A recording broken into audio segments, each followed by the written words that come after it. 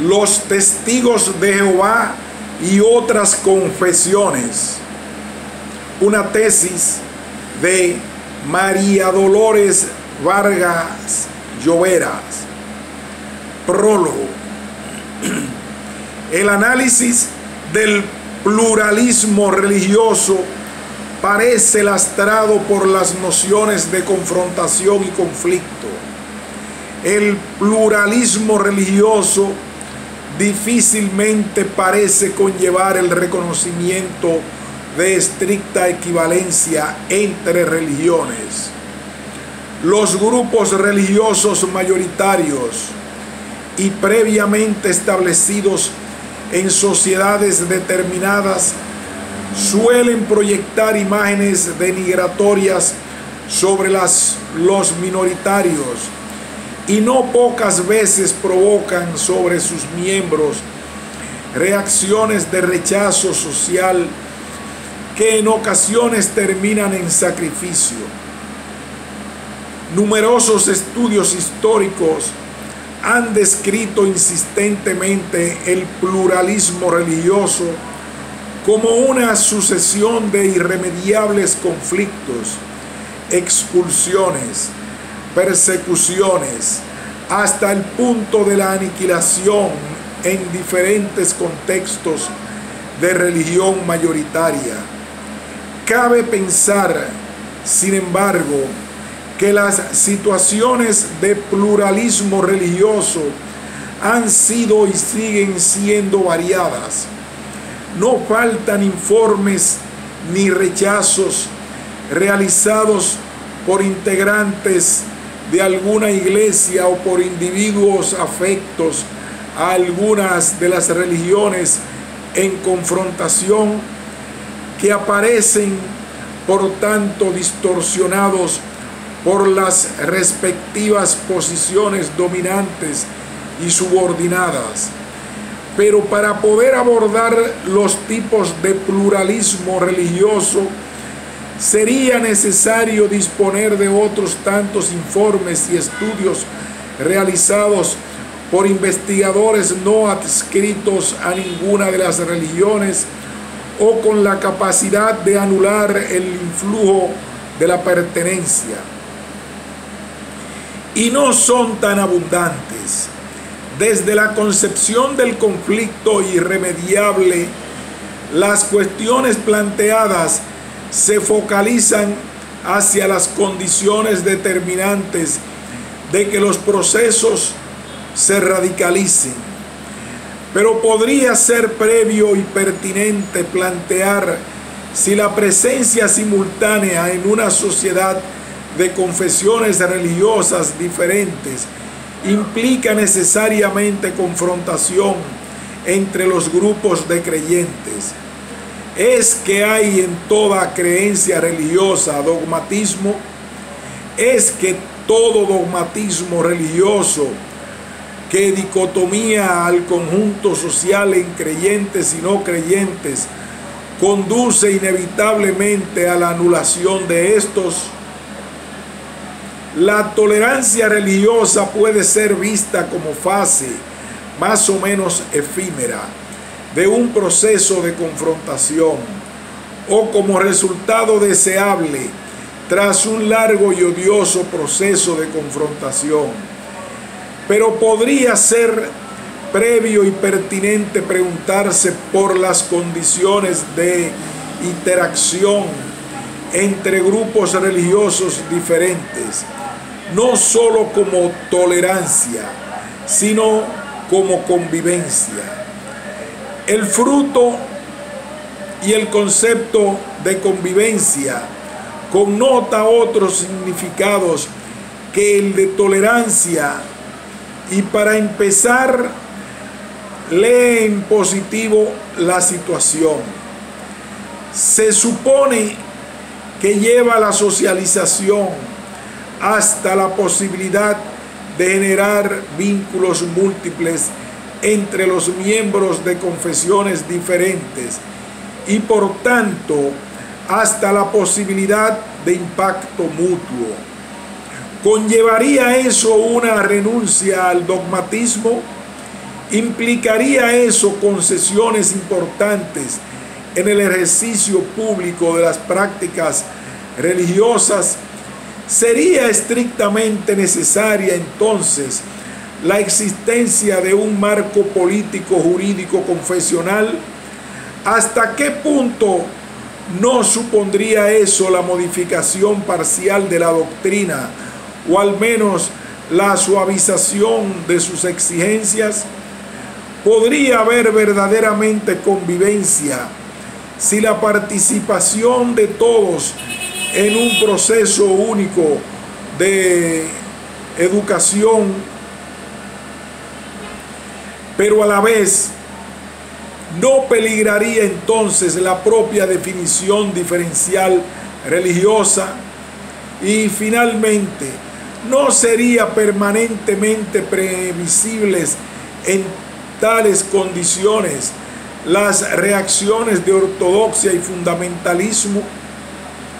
En las sociedades occidentales contemporáneas, el confesionalismo proclamado de los estados, que no puede ser abstraído de un proceso histórico de separación respecto a la Iglesia católica o las iglesias cristianas, parecería responder más bien a una especie de agnosticismo difuso, pero permite o ha permitido igualmente posiciones de ateísmo militante y de pluralismo religioso no equitativo.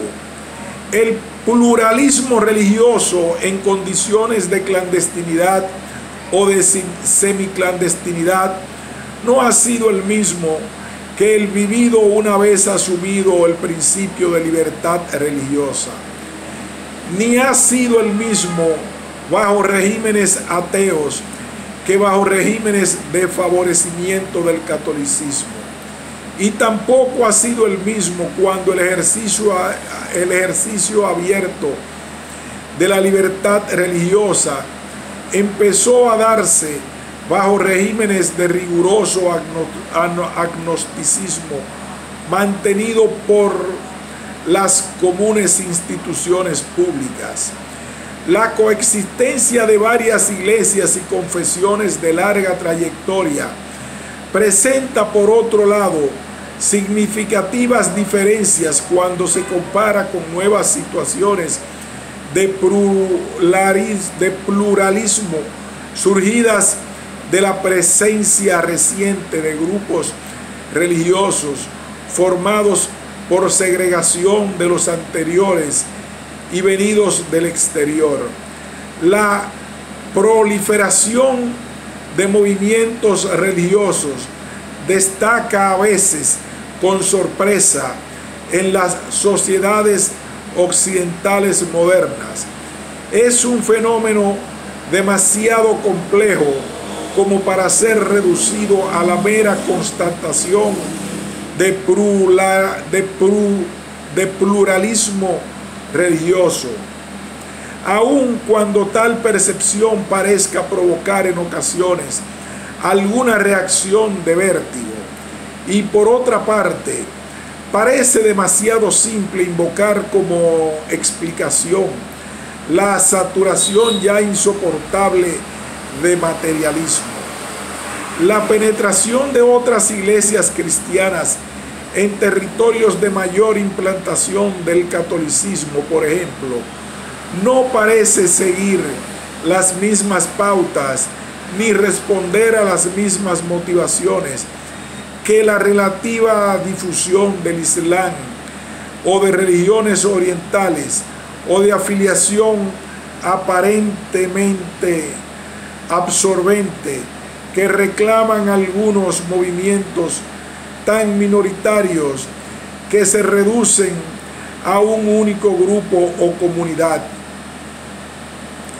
El término secta puede haber sombreado de tal manera la percepción del pluralismo religioso en algunas sociedades occidentales modernas que hace difícil comprenderlo en su complejidad.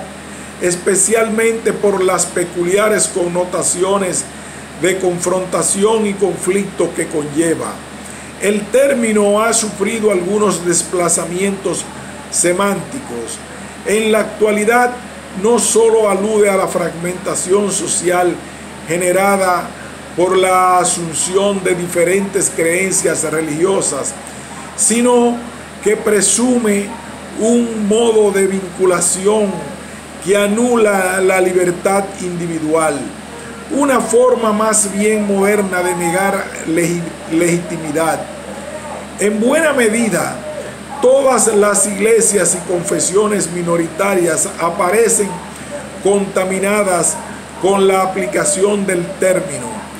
Caben planteamientos de redefinición, incluso con la posibilidad de usar restringidamente el término para designar a los grupos religiosos más minoritarios y sobre todo a aquellos que conducen no solo a la anulación de la libertad, sino a la autodestrucción. Pero eso parece abordar el pluralismo religioso como un problema de redefinición de los límites de la tolerancia. Los límites configurados no solo por las creencias y prácticas religiosas.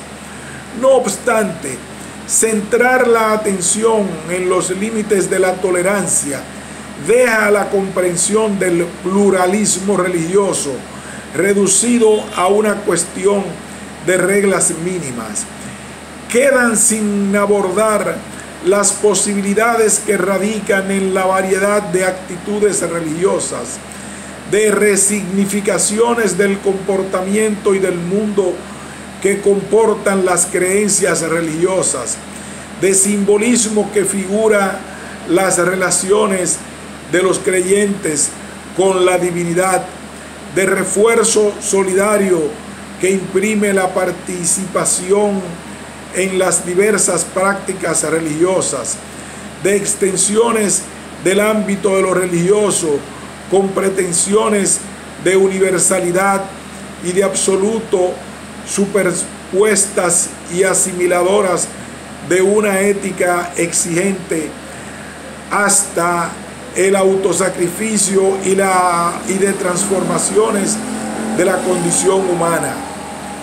En palabras weberianas, quedaría también sin abordar las vicisitudes de los diferentes carismas en procesos de rutinización en parte comunes. Los prejuicios que las connotaciones del término secta arrojan sobre el pluralismo religioso, como todos los prejuicios, homogenizan y deforman tanto las situaciones que las convierten en estereotipos, como si la comprensión consistiera solo en un reconocimiento religioso en España desde la Constitución del 88. No hay aún demasiados estudios.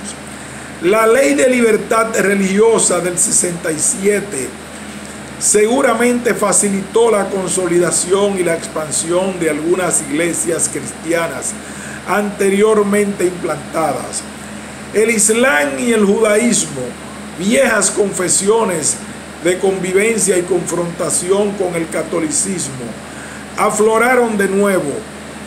Movimientos religiosos de inspiración oriental y otros grupos minoritarios encuadrados entre los nuevos movimientos con alguna implantación internacional también se hicieron presentes, e incluso dentro de la Iglesia Católica se formaron densas agrupaciones no estrictamente estimuladas por las autoridades eclesiásticas, con identidad diferenciada, pero el pluralismo resultante respondía a la diferenciación de cada uno de estos respecto a la confesión católica mayoritaria. Difícilmente eran percibidos como un conjunto ni como opciones dentro de un espectro de posibilidades. El pluralismo de relación múltiple y no focalizada hacia la iglesia mayoritaria está formándose aún en España. En muchas áreas no puede decirse que haya llegado a desarrollarse y tampoco es posible prever que lo haga.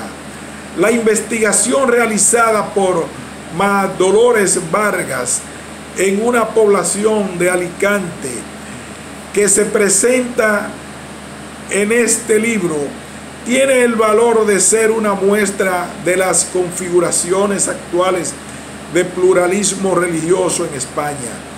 No puede tomarse como representativa, no pretende tanto, pero es una interesante descripción basada en la investigación de campo de quien ha convivido largamente en vecindad con creyentes de una y otra religión.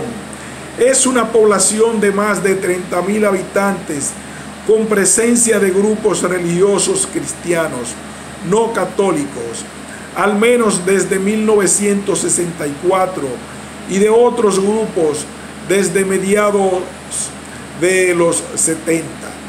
El grado de conocimiento general entre la población de esta presencia es bastante alto, excepto para la Iglesia Evangélica de Filadelfia, extendida exclusivamente entre la gente de etnia gitana.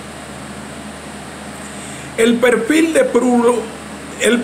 de pluralismo reseñado se dibuja con las iglesias evangélicas Asamblea de Dios y la citada de Filadelfia, los testigos cristianos de Jehová y dos movimientos de revitalización surgidos del catolicismo, las comunidades neocatecumenales y las comunidades cristianas populares.